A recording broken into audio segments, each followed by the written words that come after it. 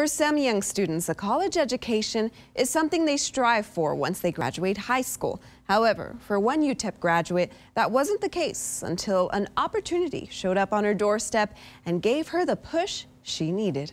My parents brought me here when I was 10 years old to the United States. Patricia Castillo was born in Sonora, Mexico.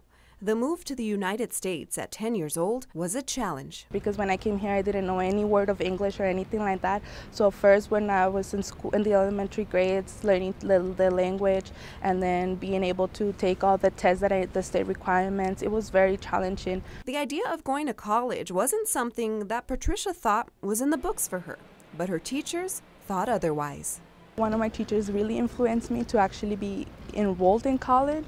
Patricia began taking courses at UTEP, which came as a surprise to her parents. They didn't go to college, so when I told them that I was interested, they kind of looked at me confused, especially because of the expense that it was going to be. Not qualifying for federal financial aid meant that Patricia would have to work multiple jobs in order to keep up with college tuition.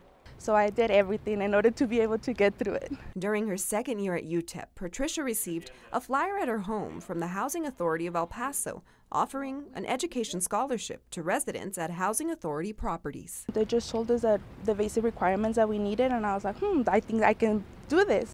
And she did just that. Last December, Patricia was the first in her family to graduate from college with a degree in interdisciplinary studies. She plans to become a future elementary school teacher and hopes her story can motivate others who dream of getting a college education. Keep going, never give up, because if I was able to do it coming from a different country, learn the language, and be here and graduated, they can do it as well. An education is something that can never be taken away from you. If you have a motivational story that you want to share with us, just go to kvia.com, click on the Share tab, or you can follow us on Instagram, Facebook, or Twitter and use the hashtag KVIA Sunday Funday Moment. Iris Lopez, ABC 7.